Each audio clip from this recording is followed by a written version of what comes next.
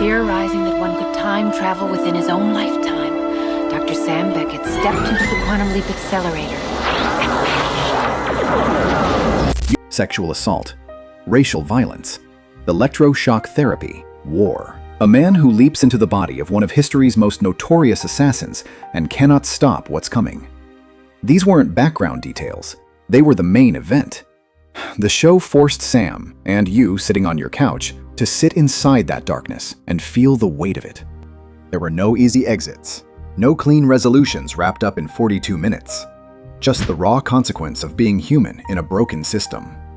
The show would take you into a room with a traumatized person and stay there. It wouldn't cut away. It wouldn't soften it with a joke. It would just let you sit with the reality of what had happened. Now, here's where it gets interesting. There was no secret Japanese cut or underground version with forbidden scenes. This was one American network making real-time decisions about how far was too far. The result was a fascinating tension. Scenes that implied devastation rather than showed it. Moments of violence that cut away at precisely the right second. Emotional beats that hit harder because of what they didn't show you. The question was whether those choices protected you or quietly robbed you of something. Moment 1. The sexual assault episode.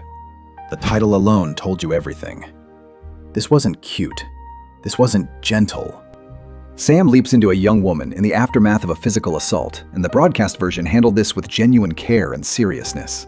You saw her pain. You saw the courtroom. You saw the system failing her in real time. The disbelief, the questions that felt like accusations, the way the legal process became its own kind of violation. Here's what the show didn't do. It never depicted the assault itself.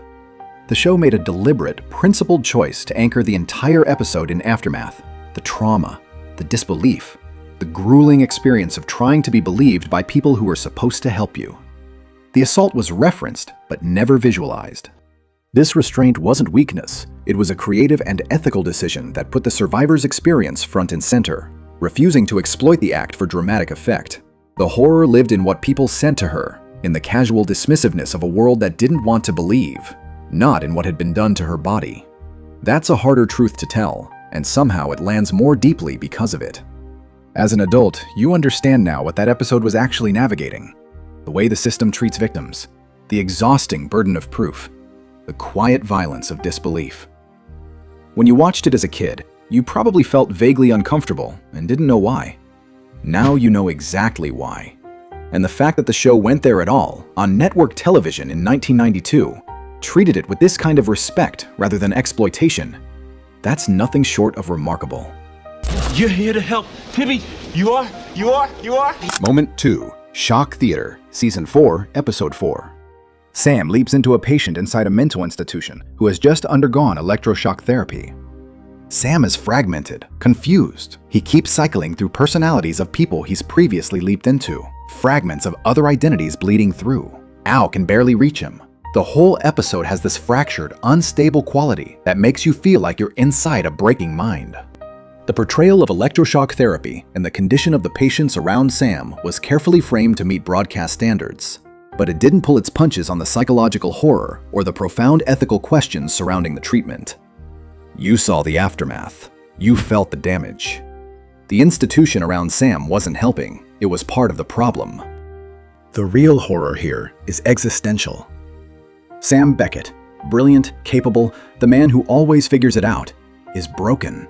He doesn't know who he is, and the hospital isn't going to fix him.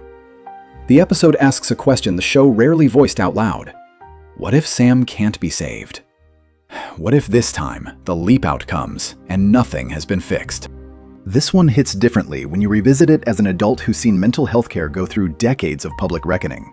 The way that episode portrayed institutional treatment wasn't just dark television. It was a quiet indictment dressed up as primetime drama. And most of you watching in 1991 had no idea you were receiving it. You were just absorbing a deep unease about what happens to people inside systems that are supposed to help them. Mommy, look, it's him! These are thought to be the most recent photos. Moment 3. Killin' Time, Season 5, Episode 9.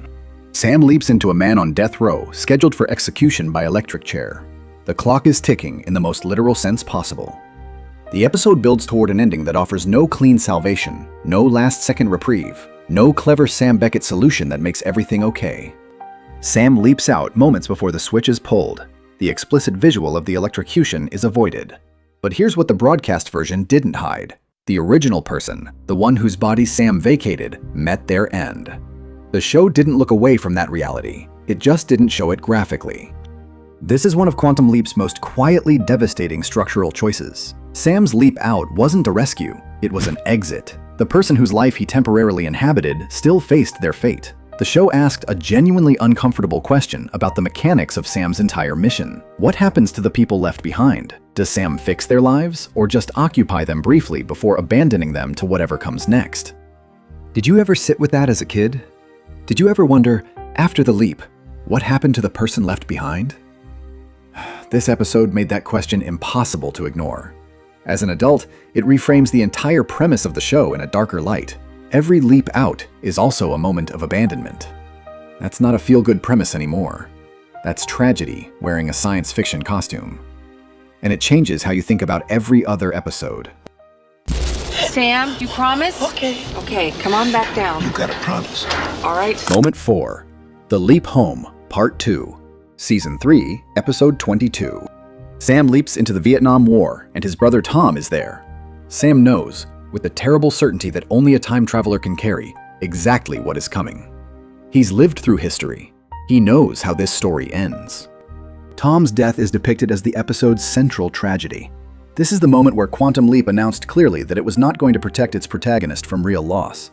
Sam, a man who has changed so many lives across time, could not save the one life that mattered most to him. The rules of time, of history, of whatever force is guiding him, held firm. His brother didn't make it, and no leap could fix it. If you had a brother growing up, or an older figure you looked up to, this episode went somewhere inside you that you probably didn't have language for at the time. It's the Bambi's mother moment of prestige television, except it came wrapped in military fatigues and happened to a man who'd already saved hundreds of people. The cruelty of that irony is something only an adult can fully absorb. You realize, watching it again, that this show was teaching you about the limits of love and power in the same breath. LZ3 coming up in 1 minute. Colonel, does this bird have a potty? Moment 5. The Anchor. The Boogeyman. Season 2, Episode 5. It's Halloween. Sam leaps into a horror novelist whose fictional creations appear to be manifesting as a real serial killer. The episode plays like pure genre horror. Atmospheric, unsettling, stacked with genuine dread. The actual deaths are largely implied or discovered rather than graphically depicted. But the episode isn't building toward a human villain or a misunderstanding. The murders are real. The threat is real. And then comes the moment that changes everything. Al reaches toward the figure, the so-called Boogeyman, and his holographic hand passes through it. Al, who exists outside physical reality, who can walk through walls without consequence, cannot interact with this presence. Al, the one character who should be able to touch anything in any timeline, finds his hand passing through empty air. And that single image confirms what the episode has been building toward. This is not a person. This is not a human evil that Sam can outsmart or outrun. This is death itself, or something close to it. This moment does something no other episode of Quantum Leap dares to do. It pulls back the curtain on the entire scientific framework of the show and reveals something older, darker, and completely beyond Sam's control. The premise of the series is human agency. Sam fixes things because people make mistakes, and those mistakes can be corrected. But death itself as an active, malevolent force? That cannot be corrected. That cannot be reasoned with. Sam isn't just a time traveler anymore. He's a man occasionally walking into situations where the opponent transcends logic entirely. He's operating under rules that science can't explain, confronting forces that his intelligence and determination cannot overcome. This is the episode that quietly changed the rules and never fully changed them back. It introduced the idea that Sam's journey had a supernatural dimension that science couldn't explain, and that somewhere out in the leaping world, something was watching. Something that couldn't be touched, even by a man who exists outside normal physics. That is genuinely, profoundly unsettling. Most of us watched it at 9 p.m. on a Tuesday in 1989 and didn't fully process what we'd just seen. We just felt the chill and moved on. I'm sorry, I'm late. What it means now. Knowing all of this changes the shape of Quantum Leap in your memory. What felt like an optimistic adventure, a good man doing good things across time, was actually one of the most unflinching social dramas network television produced in that era. It went into rape survivor advocacy, mental institution ethics, capital punishment, racial violence, and the irreversible cost of war. It did this without graphic exploitation, using restraint not as cowardice, but as craft. The censorship gap here isn't about missing footage. It's about the cumulative effect of careful framing, the decision to imply rather than show, to emphasize emotional weight over visual shock. What's fascinating is how often that restraint amplified the darkness rather than diminishing it. The episode about sexual assault hit harder because of what it didn't depict. The electric chair hit harder because the camera looked away at exactly the wrong moment. The Halloween episode hit harder because you couldn't see the thing that terrified you. The show understood something that a lot of modern television has forgotten. Imagination is more powerful than exhibition. What you don't see, your mind fills in. And your mind is far more effective at creating horror than any special effect or explicitness ever could be. What you missed as a kid wasn't graphic content. What you missed was the full philosophical weight of what the show was arguing.